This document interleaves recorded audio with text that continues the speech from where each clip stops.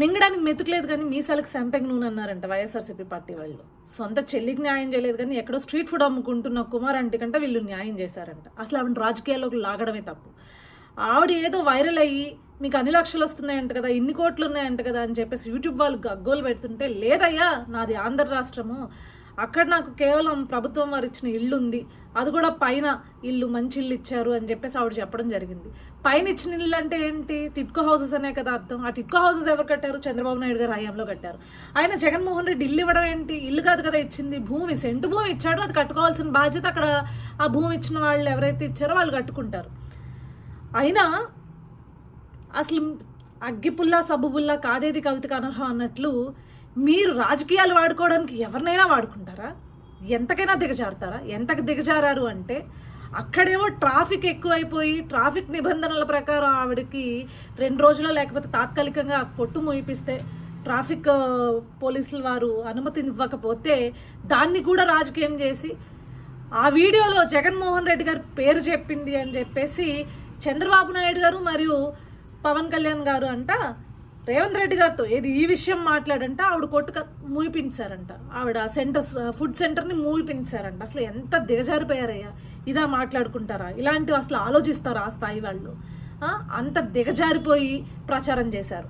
ప్రచారం చేసి తర్వాత రేవంత్ రెడ్డి గారు ఆవిడ పైన ఉన్న కేసులను ఎత్తేసే విధంగా ఆదేశిస్తే, అక్కడ పోలీసు వాళ్ళని ట్రాఫిక్ పోలీసు వాళ్ళని ఆదేశిస్తే, ఆవిడ అక్కడ మళ్ళీ వ్యాపారం చేసుకునే విధంగా చూడండి అని ఆదేశిస్తే, ఇది మా విజయం, వైఎస్ఆర్సీపీ పార్టీ సోషల్ మీడియా విజయం అని చెప్పేసి మళ్ళీ దానికి ఒక ఎలివేషన్ వేసుకున్నారు.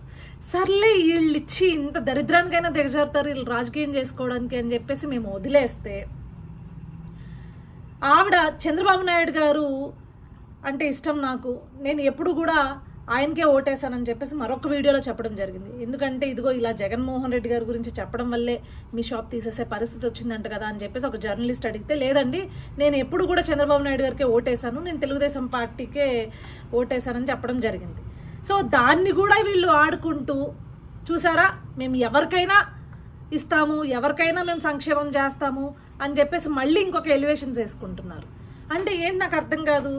ఏం జగన్మోహన్ రెడ్డి, నువ్వు కేవలం వైసీపీ పార్టీకి మాత్రమే ముఖ్యమంత్రివా?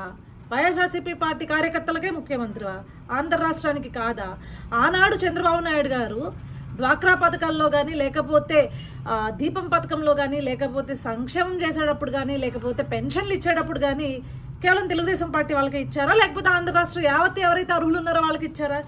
ఎవరు అర్హత ఉన్న వాళ్ళైనా ఎవరికైనా మీరు ఇవ్వాలి, వాళ్ళు ఏ పార్టీ అయినా ఇవ్వాలి. మీరు దాన్ని కూడా మీ యొక్క అఫీషియల్ పేజెస్లో వేసుకుని, మీ అఫీషియల్ అకౌంట్లో వేసుకుని ఎలివేషన్ ఇచ్చుకుంటున్నారంటే ఎంత దరిద్రపు కొట్టు బతుకుతున్నారో మీకు అర్థమవుతుందా? అంటే మీకు రాజకీయం చేయడానికి ప్రతిదీ కావాలా?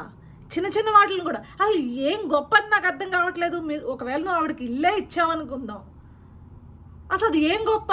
ఆవిడ అర్హత ఉంటే ఆవిడకి ఇవ్వాలి. వాడు ఏ పార్టీ అయితే ఏంటి, నువ్వు కేవలం వైసీపీ పార్టీకి మాత్రమే ఇక్కడ సంక్షేమం చేయడానికి వచ్చావా? సిగ్గుండాలి. దీన్ని కూడా ఎలివేషన్ వేసుకుంటావు, దీన్ని కూడా గొప్పగా చెప్పుకుంటున్నావు అంటే నువ్వు ఏ స్థాయి నీ ఆలోచన ఉంది, ఎంత నీచ స్థాయిలో నువ్వు ఆలోచిస్తున్నావో సిగ్గుండాలి నీకు.